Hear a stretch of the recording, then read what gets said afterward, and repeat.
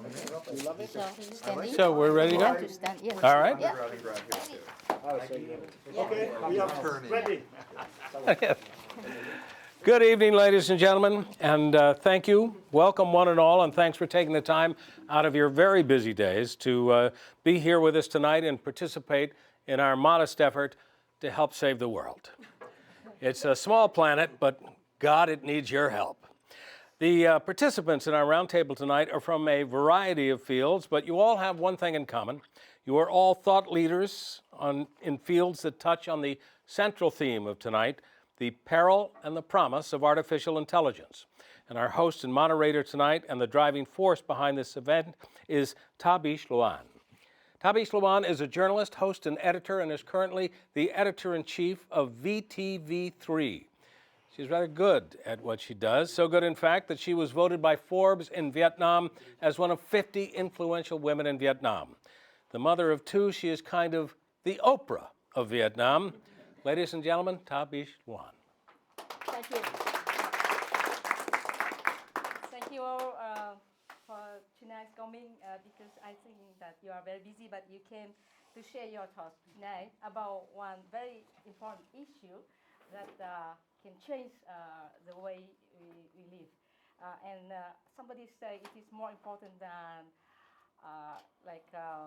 electric or nuclear. I don't know. Today we talk about artificial intelligence. And I heard some very alarming headline from Barry. Can you say about that? The headline the other day was, Artificial Intelligence Expert says automation could replace 40% of jobs in 15 years. Wow. And what do you think about that, Barry? Well, as a retired person, I'm not worried about it. But if you look out in the world, it does sound pretty frightening. And then, of course, there's all the old Terminator movies that are just crawling with killer robots. If that's all you read and see, the future would certainly seem very grim. But to be fair, the Terminator was just a movie, and a similar prediction about jobs could have been made after the invention of the cotton gin, the electric engine, and the computer. And today it's hard to imagine our lives without the blessings of those inventions. So I'd like to point out that the original Terminator movie, the killer robots, came from the year 2029, and so far there's not even a beta version of Lethal Automatons. So tonight we gather to look forward to a future that has economic opportunity and security for all. Yeah, and I really like the expression of Jason Furman. He said that we'll have a broadly shared prosperity with AI, right? Yeah. Yeah, and we'll watch the video. So now to help us get in the right frame of mind for tonight's roundtable, our friends at VTV3 have produced a short video. Okay, let's have a look.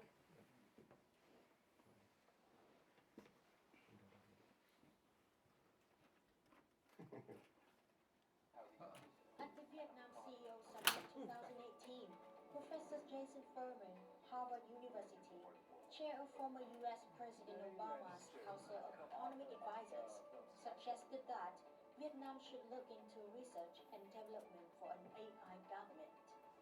Utilizing AI to help with decision-making of all functions of the major public administration fields, particularly the construction of a nation resource center for supported decision-making.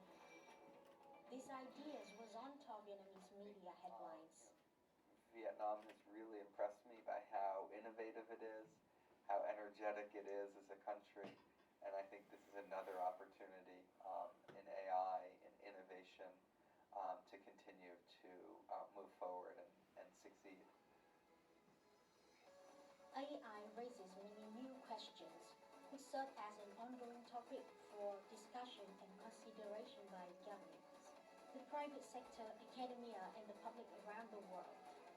A new era of AI also asks for more initiatives to move nations towards policies that create broadly shared prosperity, and thus unlock the creative potential of all nations. The AI World Society initiatives seeks to apply AI to improve the political and social situation. What shall be the short and long-term priorities?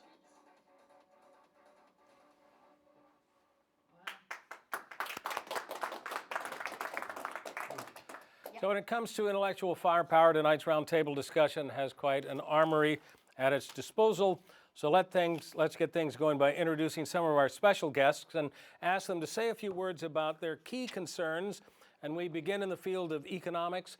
Professor Jason Furman is professor of the practice of economic policy at Harvard. What now seems like a century ago, he was a top economic advisor to President Obama and served as the 28th chairman of the Council of Economic Advisors. Jason Furman is one of the reasons why you didn't have to resort to bartering with chickens to pay your tuition in the great financial meltdown. Professor Furman. Well, thanks so much, and congratulations to Tuan on this wonderful award. I think the most important thing to understand is that technology isn't destiny. It doesn't tell us what's going to happen to jobs. It doesn't tell us what's going to happen to wages. It doesn't tell us what's going to happen to our economies and our societies.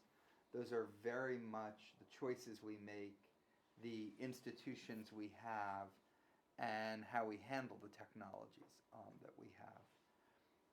Italy and Switzerland have very similar technologies. There's a lot of people who are unemployed in Italy. Switzerland has very high levels of employment.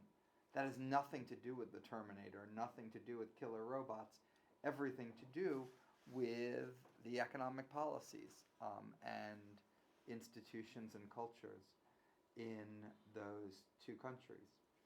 Technology can give us new choices and new opportunities, and so in that sense can make everything better, but only if we use it. So on the employment question, for example, we've had technologies replace humanity for a long time.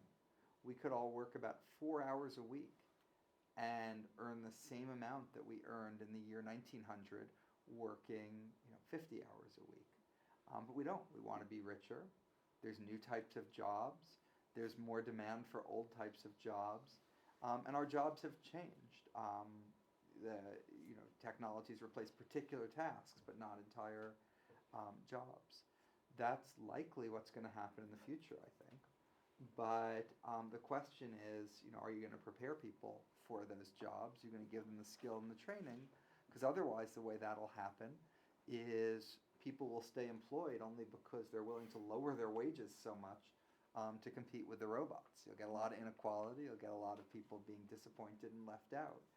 And the way to combat that is education, training, having a system that helps place people in jobs.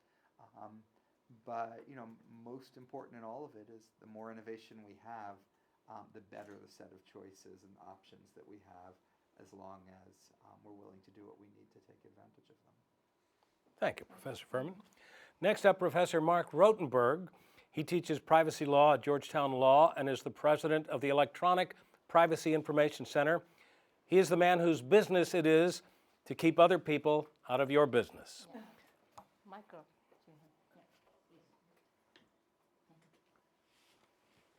Thank you very much. Let me begin by saying I have a personal story about artificial intelligence. Wow. I was here as a student many years ago, and I helped write computer programs for chess and backgammon in the early days, and I could beat those programs and was very satisfying. Now there is free software on the internet that beats me so quickly I don't understand even what happened. So this transformation has, let's say, pluses and minuses. Mm-hmm. In fact, Garry Kasparov, the former world chess champion, describes in his very good book on AI the experience that he had in 1997 when he lost to Deep Blue, IBM's computer. So it's exciting, and the innovations are significant. Of course, I agree with Jason, there are enormous implications for economic growth and development. But as you suggest, much of our focus is on the political and social concerns. What are the risks not only of displacement in labor markets, but also in how we conduct war if we automate some of those functions? We are particularly focused on the automation of decision making. To what extent do machines create a black box process where the outcome may in fact be optimized and people can be very impressed. And at the same time, if you were to ask someone looking at a machine learning system, how did you produce that result? They would say, as I say now about the chess games I lose, frankly, I have no idea. So we've tried on the advocacy side to promote a public dialogue about the accountability for artificial intelligence. Very pleased to work with Tuan and the AI World Society. Our first project, actually, in the early days, was to create a screen cleaner that said algorithmic transparency. Our theory was that you couldn't fix the code if you couldn't see the code. So we wanted everyone to clean their screen and look more closely. Most recently, we have now a declaration that has been endorsed by 300 leading experts and 60 associations, including AIWS, which we presented this week to the OECD countries. We're hoping it will be adopted as part of the OECD's international framework. And finally, Professor Nazli Chokri, Professor of Political Science at MIT, and the architect and director of the Global System for Sustainable Development. Thank you. Whatever we may complain about, boredom is not one of them. We're not likely to be bored around this general topic. My own concerns have been about the empowerment of the technology, but also the vulnerabilities. And in some ways, we're going into an era where most of us that are relatively educated don't quite understand how the machinery works, how the algorithm work. They may have a conceptual understanding, but not enough to pass judgment. So some of the things that we're concerned about is unintended consequences of whatever technology we're talking about in its context, and how it bumps into other technologies that are also driven by AI. I'll give you an example. At this point, I'm really fascinated, and so are some of my colleagues, by the issue of cybersecurity in undersea networks. What is it, about 1995, 98, we differ on the number of internet traffic goes undersea through networks. Very crowded area there. The networks are just about everybody under the sun who has any strategic interest has a presence undersea. Commercial, of course, it's highly commercial as well as military centered. But it's been interesting to us that, for example, Google has been building its own networks. Layer on top of this, the international treaties we have on the laws of the seas, UNCLOS, etc. And layer on top of that, the new class of very ubiquitous and now ordinary AI-related technologies or embedded technology, drones. And put all this in a visual sense undersea, and we recognize that it's a very crowded ecosystem. And we don't have a very good sense of who controls what, who's bumping into whom when, and does it matter. So my last comment is very different. It has to do with what we're going to have to be worrying about very, very soon, and that is the ethics of it. Not the ethics of warfare or drones or strategies, but what do we teach the younger generation? If there were a course on ethics of AI or ethics of drones undersea, what would the curriculum look like? It's not something I particularly want to take on, but it is something that we will not be able to avoid. Voila. And now, just so everybody will know who that person was that said that brilliant thing last night, let's go around and have everyone give a brief introduction of themselves, starting with Mr. King. I'm Llewellyn King. I'm a journalist. I've been associated with the Boston Global Forum for quite a while now. I write a weekly syndicated newspaper column largely about how technology is beginning to change our lives, and often more frequently than we anticipate, and often outpaces politics and conventional wisdom. The speed of change, of disruption, is very fast, and it's going to accelerate. In my reporting, I come to the conclusion it's going to accelerate a lot faster than anybody thinks. I also have a television program on PBS called White House Chronicle, which started out of the White House and now deals largely with these subjects and others, all one tries to do in journalism is to get it right and tell people something they hadn't known before or hadn't thought before. That's our particular struggle. I'm Linda Gasparello. I am co-host and producer of White House Chronicle on PBS. I am also married to Mr. King, and we both agree that there are a lot of issues that are not being dealt with very thoroughly in the press these days. One of them happens to be this emerging issue of artificial intelligence, obviously cybersecurity, smart cities we're looking at, and a whole range of issues that are coming from this technology, which is so important and can be used for the benefit of society and maybe its peril. It's something that we're going to be considering as we go along. Thank you. My name is Jean-Marc Panjou. I'm a French entrepreneur based in America. I'm also an American citizen for the last 10 years. I was the CEO of a billion-dollar company located in the Boston area, and I am an entrepreneur with technology from MIT, licensing from MIT, and involved into water treatment. I'm also sitting on the board of a couple of small entrepreneur company developing new reverse osmosis membrane and also biotech devices for virus vectors. And I'm also sitting on the board of a French trade advisor making some bridges between America and France on a routine basis. So interesting enough, artificial intelligence will be very helpful in the water treatment. We are still treating water, whether we drink or water in the ocean, or there are so many sources of water, and we have tons of data that are not available to us today. But we are still using a technology which is 100 years old. And the basic water that we all need every day is becoming more and more complex because we are polluting it much more. And there are more and more data that needs to be retrieved and collected and given to the masses in order to do a treatment with still very old basic technology. We are trying to introduce membranes.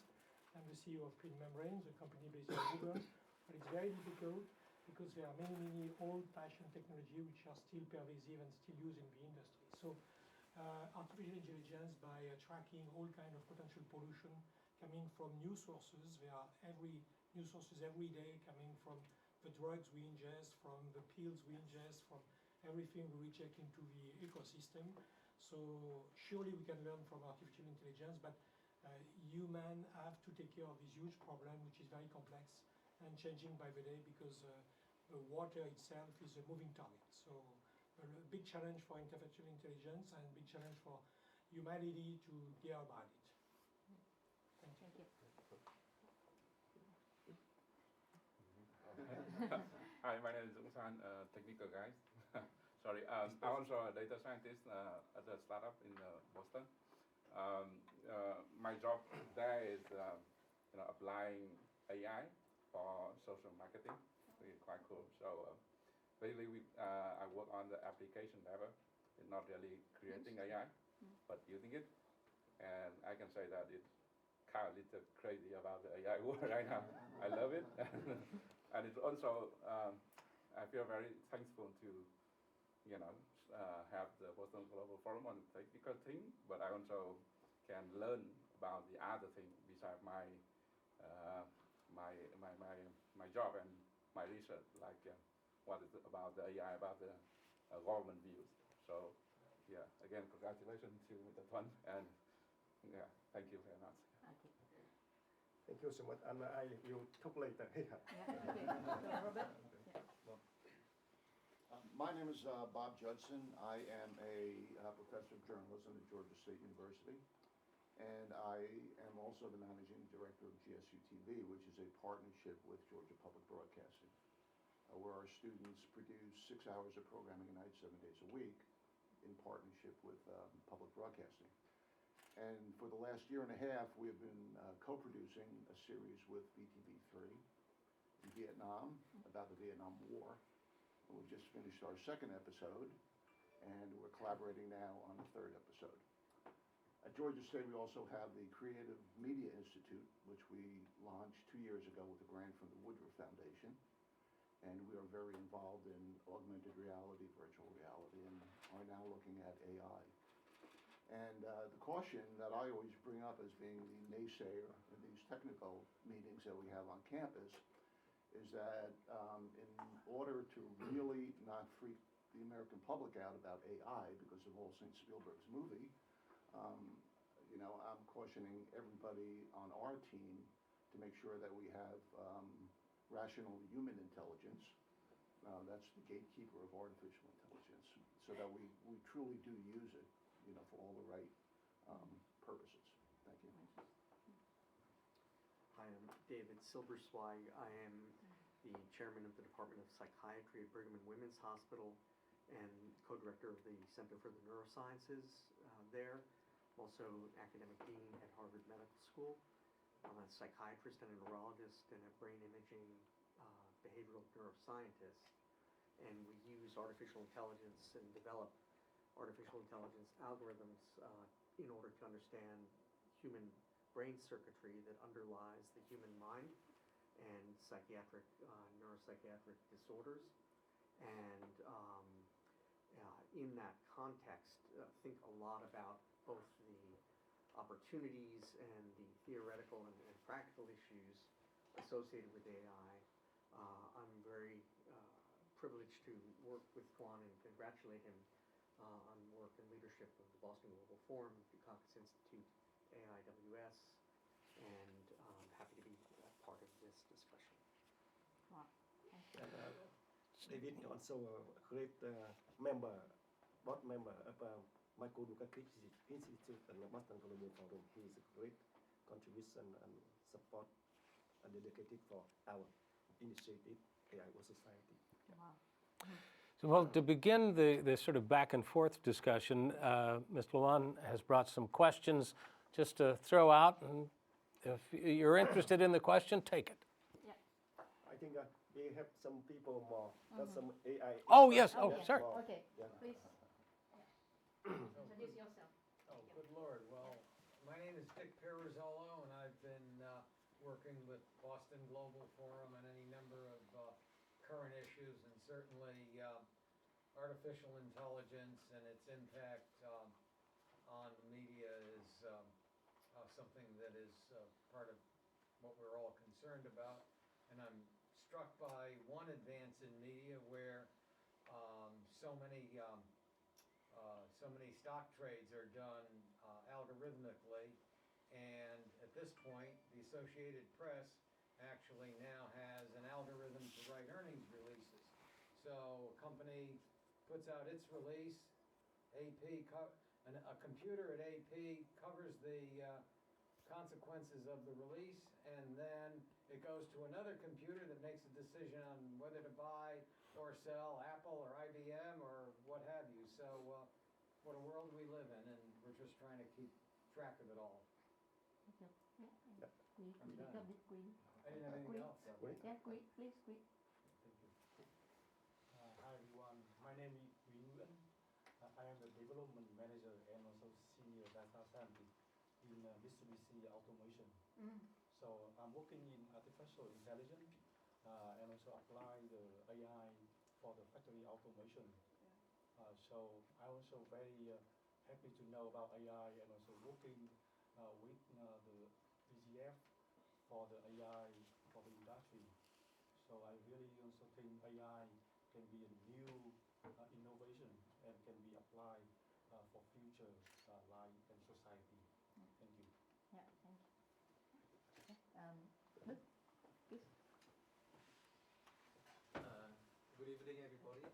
My name is Luke Tran, and I am a professor of computer science at the University of Massachusetts in Boston. And I'm quite technical. My area of research is network computing. So basically, I'm working in the area of decentralized networks, and you know that that's the area of studies that enables the blockchain, today's blockchain. So I'm also using a lot of machine learning, which is a core area of AI in network optimization. So outside of the academia, in the industry, I'm also a co-founder of two startup companies. One of them is a blockchain company, and we are the first company that launched live, the world's first loyalty program on the blockchain. And the other startup company that I am a co-founder of is the Giant, which is based in Tokyo, Japan, and it's growing very fast. So it's my pleasure to be here to see these wonderful people, and I'm looking forward to hearing your conversations. Thank you. Thank you for your introduction and sharing. And in this roundtable, I'd like to raise some questions. And my first question is, I've learned that AIWS has worked on developing its ethical framework, right? And you see that ethical framework may carry moral weight, but there's no stick, right? So what is motivation behind ethical framework, and why do you still develop this? Please, maybe Professor Nazli, can you answer to this question, or anyone? We Yeah, had an please. earlier discussion today about ethics and its stick. Yeah. And I guess I made the rash statement that we all operate under some kind of ethical principles. And what we don't have at the moment is a general agreement across societies of what might be foundational for ethics, ethical behavior for AI application by governments, citizens, etc. What's very interesting is that there are pockets of serious attempts to get at ethical issues. And I think the European Union is on its way to some of it, and Tuan has moved us in that direction. And this is rather important. And on a very practical way or area, we can't use the stick for everything. The stick is very expensive, and after a while, it just doesn't quite work. So volition and willingness to do something, if driven by ethical behavior, may go a long way.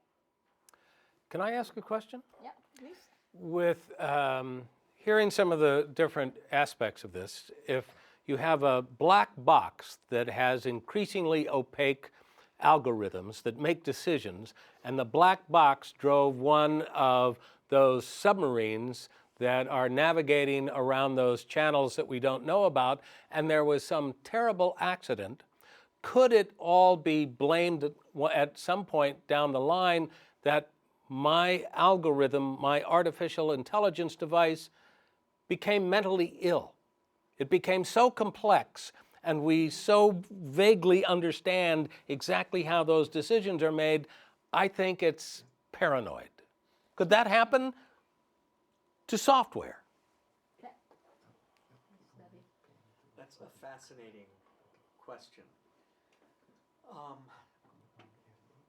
AI has gotten to the point where it is no longer, if it ever was, informed by or based upon the human mind. At one point, the race was to try to be informed by or reverse engineer the human brain.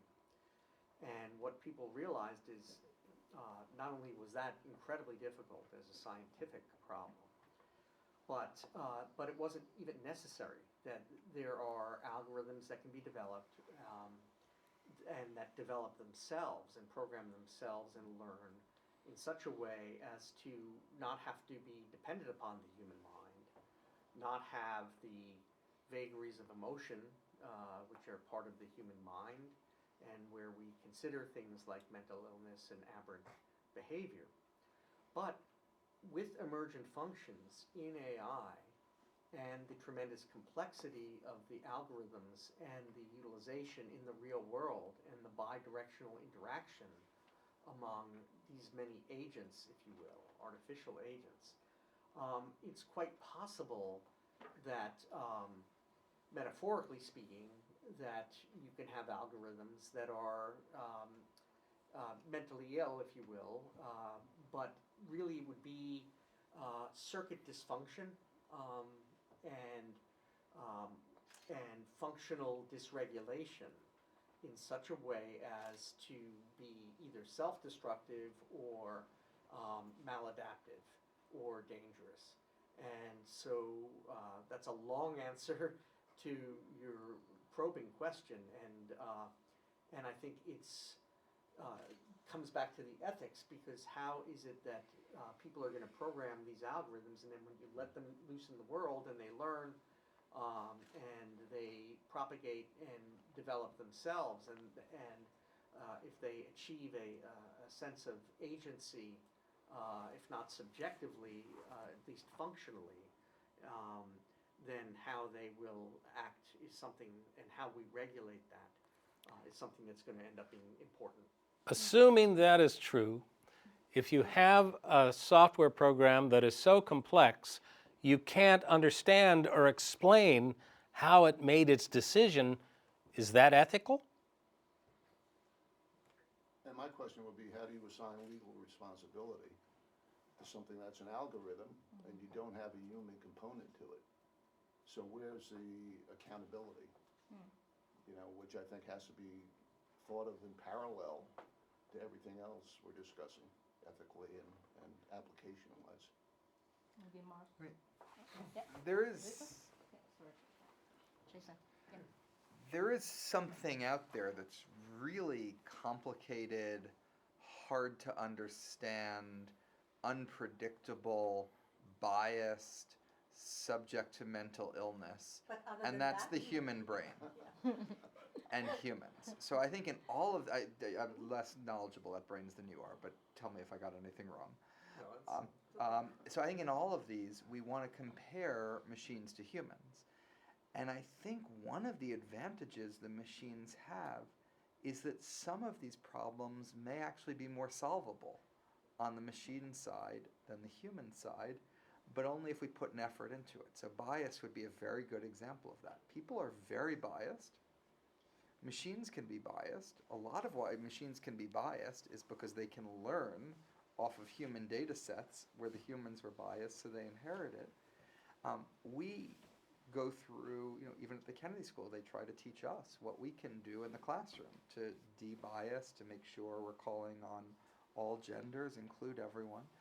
It's even easier to teach an algorithm that. You just give it a loss function and penalize it if it's calling on, all men and no women. And so I think, we should be worried about these in the context of algorithms, but the reason we should be worried is not that they're worse than people, but that we might actually be able to solve their problems more easily than we solve the problems of people. Yeah, I'm sorry. Oh, go. Maybe we'll have to introduce Elliot Wyman, chair of AI World Conference and Expo. Welcome, Elliot, and can you say something? Yeah. Well, sorry I'm late. Here, let me take this. Yes, okay. Well, I won't get into the details, but Hold on, but- here's a mic for you. Here. yeah, sorry. Thank you, Look, Barry. here. So thank you for inviting me to the event, and congratulations, Tuan. I run AI World, and we're collaborative partners with the Dukakis Global Forum, and we help produce and publish the AI World Society Ethics Report that came out in December, and I'm on the board to help, go author that. And we also are producing an event with the Dukakis Global Forum in Washington, D.C. on AI and government ethics.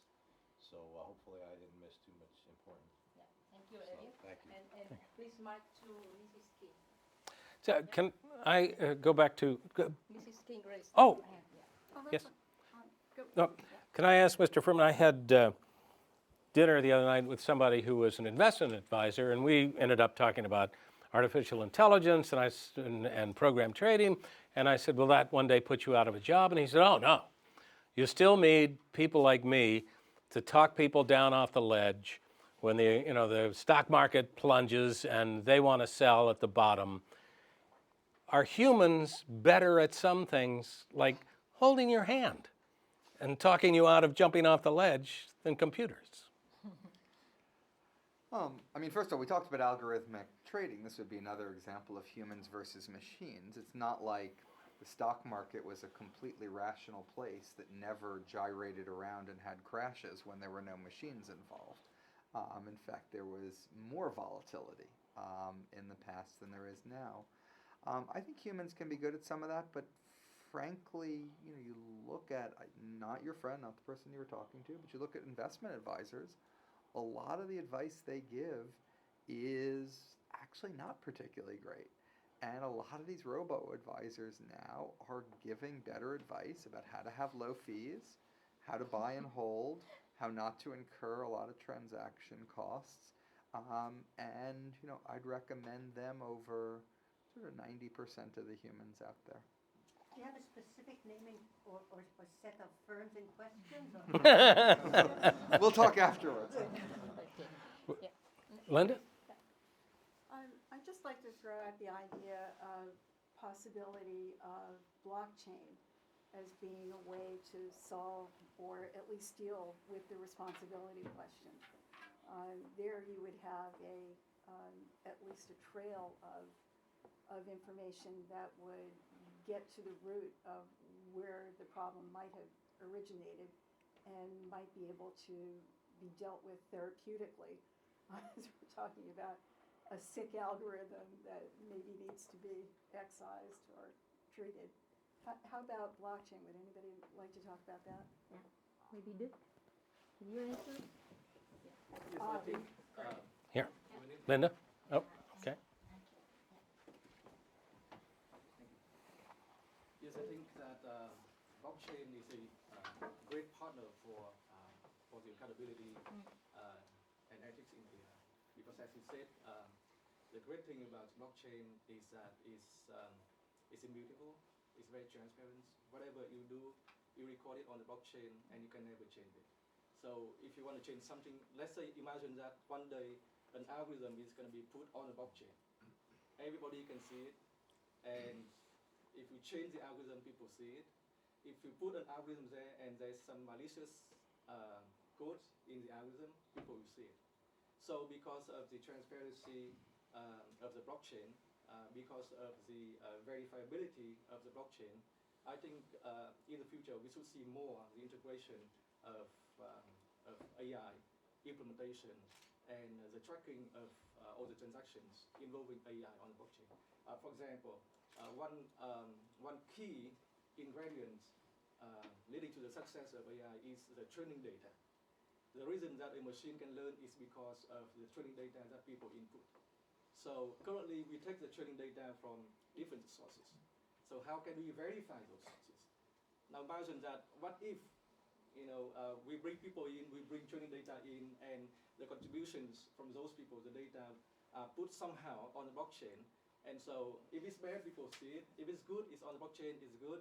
And now we can run machine learning on top of the blockchain. I think we should see more integration between blockchain and AI. I think it's a great question, and I'm happy that you raised that issue.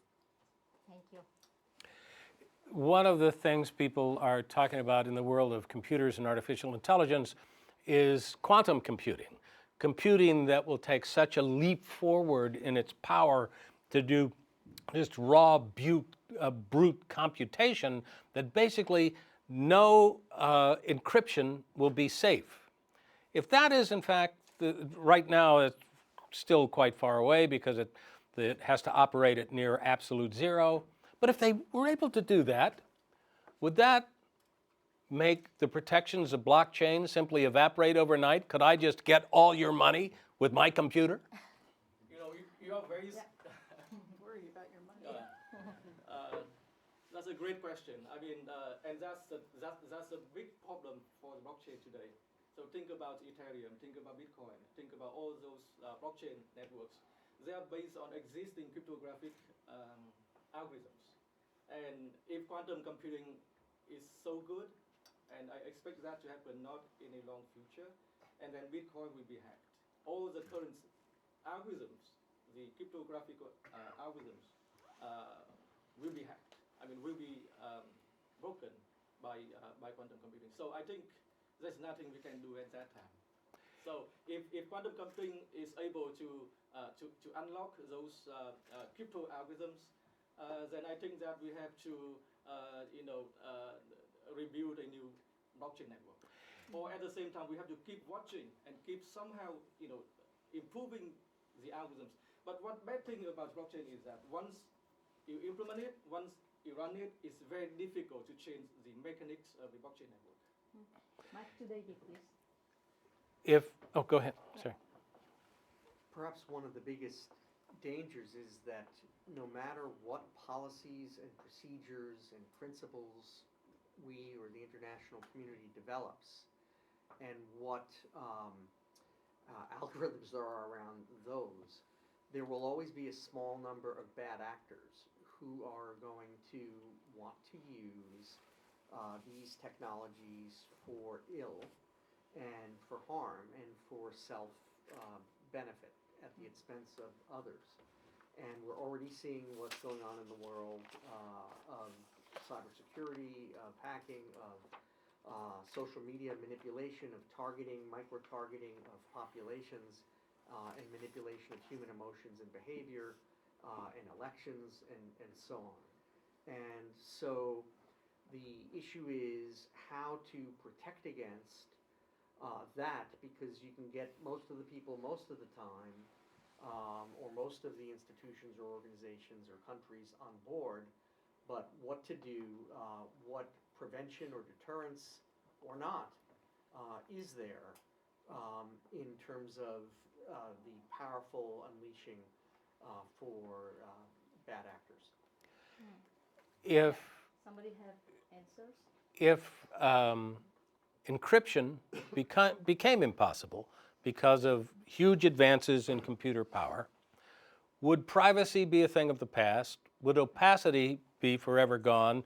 Would that be a good thing?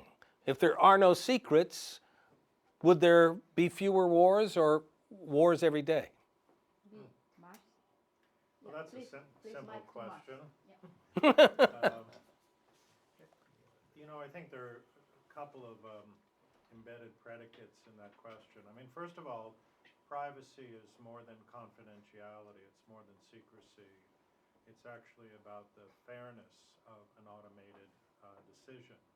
That's how we understand privacy in the modern age. And there are even elements of transparency because we want to know how organizations collect and use our data to protect our privacy.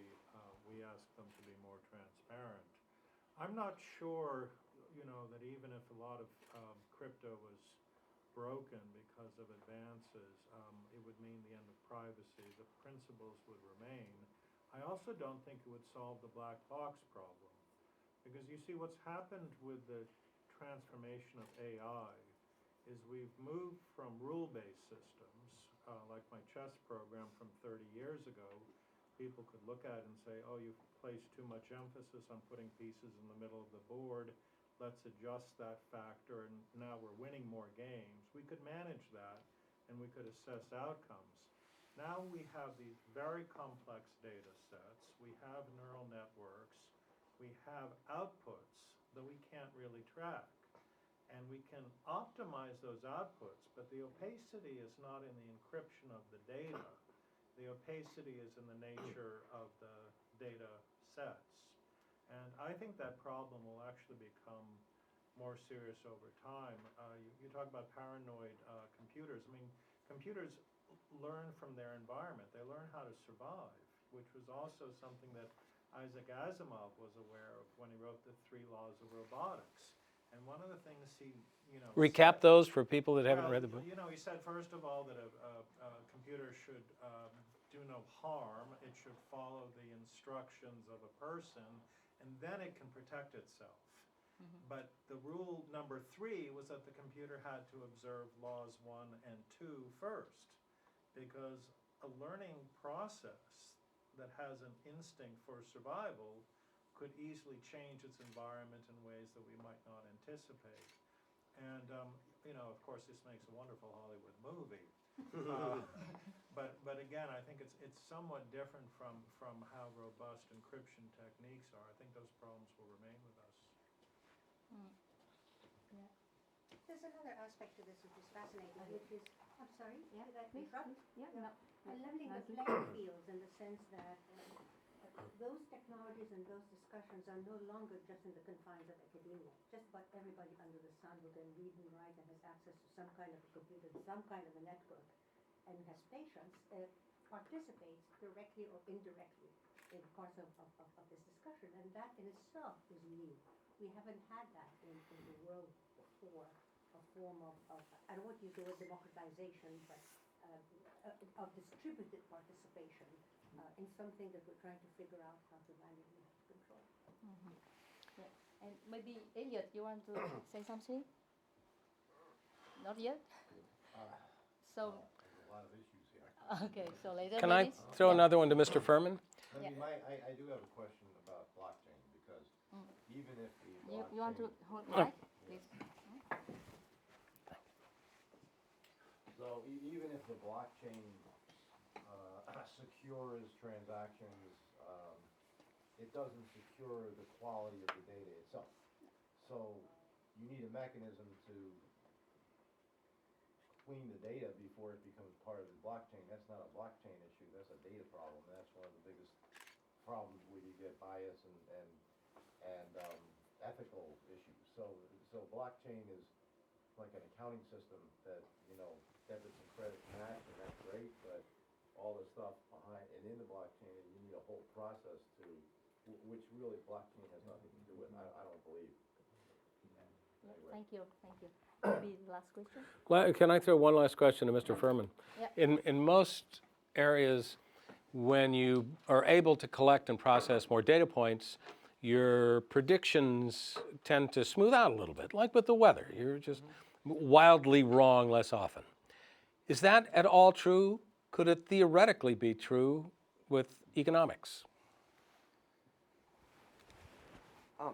I think it's probably true, but I think the economy is an enormously complex system, and it's not operating under the same rules from minute to minute. So if it was always exactly the same rules, like chess or Go, then you could maybe get your predictions better. But the structure of it is constantly changing. So I think at some point it may be the best you can do is say there's a 1 in 5 chance there's a recession next year, and 20% of the time there'll be a recession next year. Barry, may I raise the last question about, I could say, AI literacy, because we have media literacy. We journalists, we know a lot about media literacy, to people to understand media. So could you, people who work for AIWS, also raising question about AI literacy, so people can understand AI much more? Could you? I think it's a great idea. Yeah. I mean,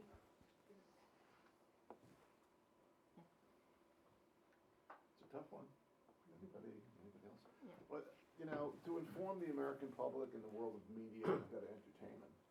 So, you can't pontificate to them, and you can't just give them all the technical information. You got to put it in a form that they can digest and feel inclusive. So I think that's our job, is to, move forward with this in a parallel path so we can inform our audiences, whether they're students or whether they're somebody on a cable channel. I think we have to, make sure that we're diligently informing them in a way that they can understand what the future is. Otherwise, they'll feel left out. Wonderful. Well, now, because part of this is for television, there must be an award show involved in it.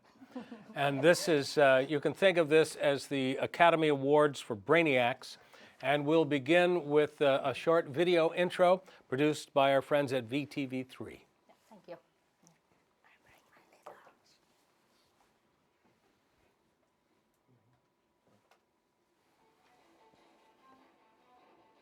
Giao thừa 2019, hàng triệu người Việt Nam đã đón năm mới cùng chương trình đặc sắc của Đài truyền Việt Nam mang tên Vũ khúc ánh sáng, chủ đề sắc lửa.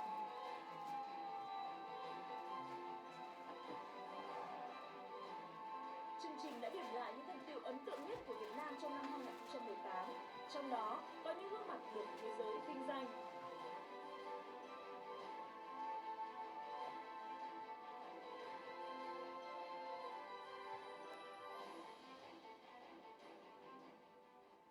Trong lĩnh vực kinh tế, giáo sư Trần Văn Thọ, Đại học Waseda, Nhật Bản, đã được Nhật Hoàng trao tặng huân chương Thụy Bảo tia vàng với hình hoa hồng. Ông đã góp phần thúc đẩy quan hệ kinh tế giữa Nhật Bản và Việt Nam trong vòng 50 năm qua, tiến hành nhiều nghiên cứu về kinh nghiệm công nghiệp hóa của Nhật Bản, chủ yếu là giai đoạn sau chiến tranh. Trong lĩnh vực kiến tạo tương lai, nhóm nghiên cứu Hoa Kỳ đã lần đầu tiên đưa ra sáng kiến về xã hội trí tuệ nhân tạo cùng những nguyên lý về chính phủ trí tuệ nhân tạo. Chúng tôi tin rằng nó sẽ góp phần tác động rất tốt hữu ích để chính AI sẽ cải thiện và đưa ra những mô hình xã hội tốt đẹp hơn cho nhân loại. Những sáng kiến này đã được Liên Hợp Quốc, G7 và nhiều nước lớn đón nhận. Dự kiến vào đầu tháng 7 năm 2019, một hội nghị quy mô xây dựng chính sách chính phủ về trí tuệ nhân tạo sẽ lần đầu tiên được Liên minh lãnh đạo thế giới và diễn đàn toàn cầu Boston đồng tổ chức ở Việt Nam. Cùng chung một tầm nhìn như vậy, Viện sĩ tiến sĩ Nguyễn Thị Thanh Nhàn là người Việt Nam đầu tiên giành được danh hiệu ý tưởng và mô hình quốc gia thông minh xuất sắc nhất. Đây là giải thưởng do Tổ chức Thành phố Thông minh Thế giới khởi xướng với sự cạnh tranh của hàng trăm dự án đến từ nhiều nước khác nhau. Và nó ứng dụng vào toàn bộ tất cả những cái công nghệ của thế giới hiện tại đang có cũng như là mô hình đang có để xây dựng một mô hình cho Việt Nam mà đạt được tất cả những cái mong muốn mà người Việt Nam của chúng ta hướng tới trong tương lai, cũng như là mô hình này thế giới cũng đang mong muốn hướng tới tương lai. Trong lĩnh vực công nghệ, tạp chí Forbes năm nay đã vinh danh Lương Minh Thắng, một nhà khoa học Việt Nam làm việc tại Google. Công nghệ dịch tự động bằng mạng neuron do Thắng và cộng sự phát triển đã tạo ra cuộc cách mạng trong dịch thuật. Đáng nói hơn, anh đã mở mã nguồn để tất cả mọi người trên thế giới đều có thể tự xây dựng cho mình một chương trình dịch thuật tự động. Cái công nghệ này phát triển trong vòng 2 năm thôi, nhưng mà những cái cải tiến của nó đó, thì nó hơn cả những cái cải tiến từ 20 năm trước. Sau này thì nó sẽ được ứng dụng vào trong Google Translate, một phần mềm dịch hiện tại của Google.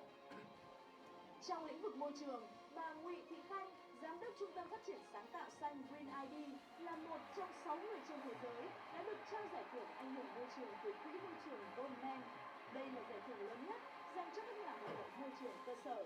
Chúng tôi mong muốn là những người tiên phong và truyền cảm hứng, đóng góp vào cái việc bảo vệ môi trường sống. Trong lĩnh vực giáo dục, em Trần Xuân Tùng, học sinh trường Trung học phổ thông chuyên Hà Nội Amsterdam đã xuất sắc vượt qua hơn 200 thí sinh đến từ 38 quốc gia để lần đầu tiên mang về tấm huy chương vàng Olympic thiên văn học và vật lý thiên văn quốc tế. Lời giải của Tùng được ban giám khảo đánh giá xuất sắc, hay hơn cả đáp án. Trong lĩnh vực văn hóa xã hội, năm qua thực sự là một năm nhiều dấu ấn của người Việt. Chị Tăng Nguyệt Minh là người phụ nữ Việt Nam đầu tiên hoàn thành cuộc chạy bộ 42 km trên biển băng rộng lớn ở Bắc Cực dưới thời tiết ẩm 33 độ C. Ca sĩ Đào Tố Loan là người Việt đầu tiên đạt vị trí cao nhất tại cuộc thi Opera Đông Nam Á.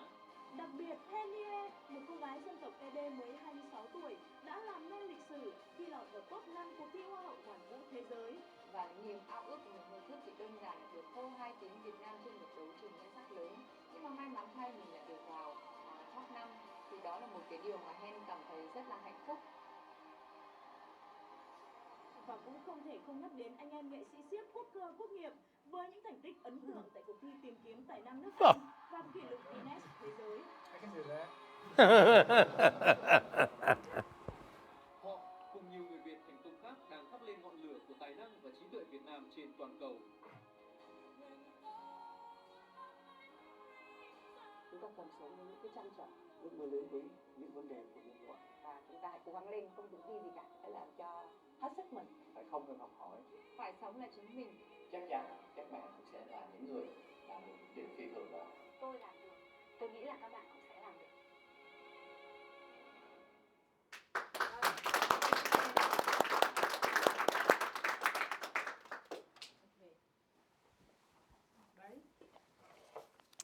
Now we have a letter of congratulations from Governor Michael Dukakis. Ah, very good. To you all. Dear friends and colleagues, it's my pleasure to add my congratulations to Nguyen An Tuan on his selection as VTV Person of the Year for 2018. When the Boston Global Forum was established, it was my hope that it would become a major venue for the exchange of ideas about pressing international developments. That hope has been realized beyond what I had imagined, and there is one person in particular who deserves the most credit for that accomplishment, Nguyen An Tuan. There would be no Boston Global Forum without Tuan. He and Tom Patterson conceived the idea, and they then asked me and John Quelch of the Harvard Business School to join them as the organization's founders. Ever since, it's been Tuan who has taken the lead in expanding our network of scholars, government officials, business leaders, and social activists. That group includes several former heads of government, and it has been Tuan who has taken the lead in organizing our conferences, which now number in excess of a dozen. He has arranged the venues, organized the agendas, invited the key speakers, and provided the technical assistance that has allowed us to stream the conferences. And it was Tuan, through the creation of the Michael Dukakis Institute as part of BGF, who originated and developed our path-breaking ethical initiatives in the areas of cybersecurity and artificial intelligence. We all owe Tuan an enormous debt for establishing the Boston Global Forum as a premier venue for promoting world peace and security. The Boston Global Forum has given me the special opportunity to forge a close friendship with Tuan. He is truly a wonderful man, as well as an inspiring and visionary leader. My congratulations again to Tuan on this richly deserved honor. Michael S. Dukakis, Chairman of the Boston Global Forum. And we have another. And now we have a video letter from Professor Tom Patterson at Harvard. Okay.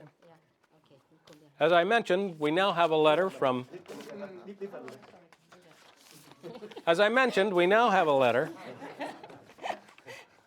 Nico Mele, Director of the Shorenstein Center. Dear Tuan, congratulations on your selection as VTV Person of the Year. It is a great and well-deserved honor. When you were at the Shorenstein Center as a fellow in 2007 and then again as an associate from 2011 to 2014, your visionary leadership was apparent. Your fellowship paper on the founding and growth of VietnamNet was a blueprint for online media in developing countries. And throughout the years since, at that time, you helped us to better understand the empowering nature of digital communication.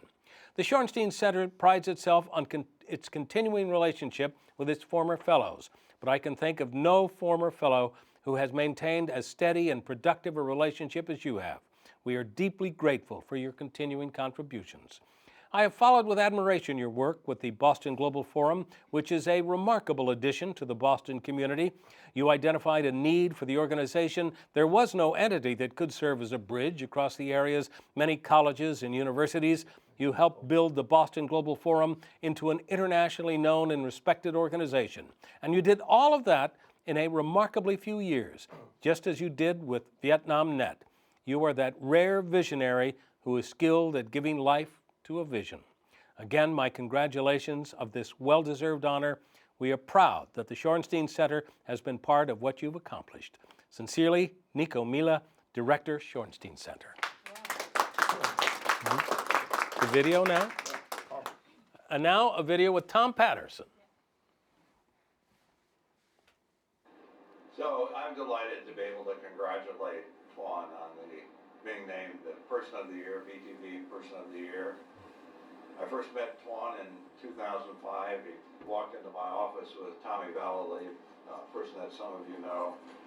Tommy said, "This is just about the smartest and most industrious guy that I know. You ought to have him to Harvard as a fellow." And in 2007, Tuan came to the Shorenstein Center as a fellow. Then we invited him back in 2011 for 3 years as an associate. It was during that period of time that Tuan and I conceived the Boston Global Forum, and it was mostly Tuan. With most of these ideas, it's mostly Tuan. And then we were able to bring Mike Dukakis on board and John Welch of the Harvard Business School. And then I look back on these 4 or 5 years of the Boston Global Forum and everything that Tuan has done to make it the extraordinary success that it is. We put it all together. The people who are sitting around the table are there because of Tuan. Our connections with government leaders, with scholars outside the community, Tuan. And I can't think of a more deserving individual this award. And I'm so delighted that Tuan is such a good friend. And that combination, friend and a colleague, means a lot to me. And it's an extraordinary honor. Tuan, congratulations. And our next congratulations come to you live from Cambridge, Professor Chokri. There is really nothing more I can say except that Tuan has done really a very improbable thing, which is to bring together a group of people that under normal circumstances would never have intersected and whose ideas would never have interacted. And he has done that without the use of force, without the use of violence, without any bribery. It was all done voluntarily, and it enabled all of us to really respond to the vision that he rooted for us. And if all goes well, we'll be able to develop it further.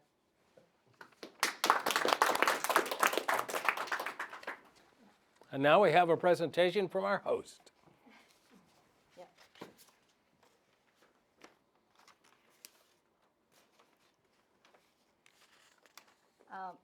On behalf of Vietnam National Television, I'd like to congratulate Mr. Nguyen Anh Tuấn, co-founder and CEO of Boston Global Forum, for on the occasion of being named BTV Person of the Year 2018.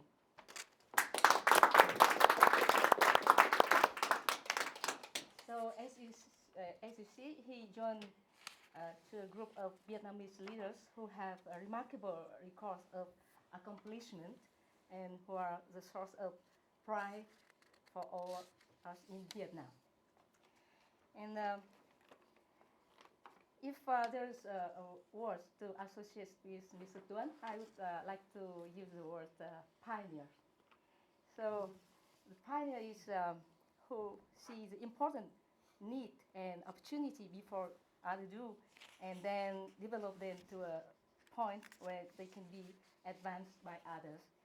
And as you see, Mr. Tuấn has done this many times. He did it in creating a first software for Dalat University and creating first Vietnam's internet transmission net, it's called VietNet. And then he established VietnamNet, Vietnam's first online news site. Yeah, and it's not easy to be a pioneer, right? To be a pioneer required vision, determination, and knowledge. And it requires ability to enlist the support of others. And he has done, for example, with Boston Global Forum. Yeah, and I know that in Monday, your country, US, will celebrate Martin Luther King, who is very famous for I Have a Dream, right? And his dream touched the life of millions of people. And I think that Mr. Tuấn also has a dream, a shared dream like yours, that he hopes may strengthen the world and improve life of millions with AIWS. So in doing so, this quiet Vietnamese has prepared the way for others to follow. And for this reason, BTV chose Mr. Nguyen Anh Tuấn as Person of the Year 2018. And I congratulate him and thank you for joining him in our shared dream to make the world better. Thank you. Ladies and gentlemen, our Man of the Year. Oh.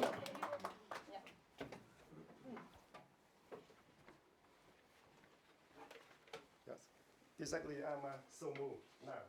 So I have to read. I think I cannot say enough what. So I read. I'm very honored to receive the VTV Person of the Year 2018. The award reflects the high values and aspiration of the Boston Global Forum, BGF, and of my dear friends, colleagues, including Governor Michael Dukakis and Professor Thomas Peterson, Nasri Chukri, David Simberway, and many friends contribute for Boston Global Forum from when we start 2013 so far. I remember my first day in Boston and the warm friendship with Tom, a kind and special friend. I remember remarkable days with Governor Michael Dukakis, my dear leader. I highly appreciate the Student Center here, which is a place where the Boston Global Forum was conceived and which has supported many BGF's activities. I also want to give my deep thanks to my fans here tonight and who have supported me during BGF's 6 years. And I appreciate and miss my colleagues what? in Vietnam. They have continued to support and help me. You look up and smile, please. Yes. And finally, I want to thank BTV for this recognition and honor. I'm deeply grateful. I believe deeply that our AIWS Society, AIWS initiative will contribute to a more prosperous and safe world.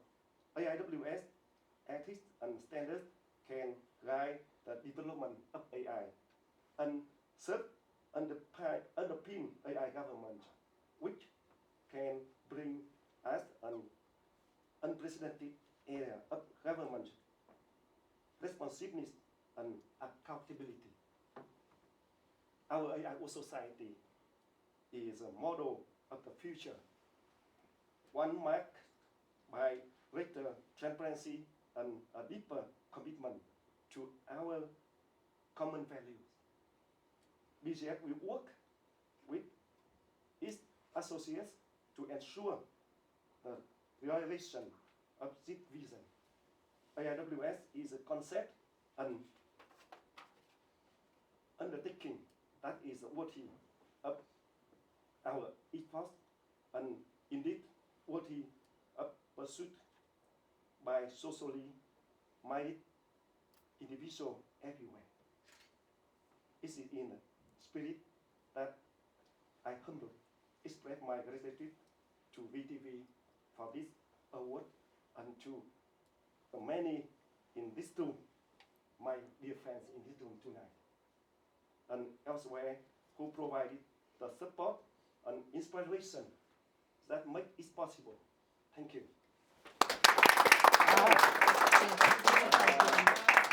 Because of VTV Vietnamese, I would like to say some Vietnamese in my mother language.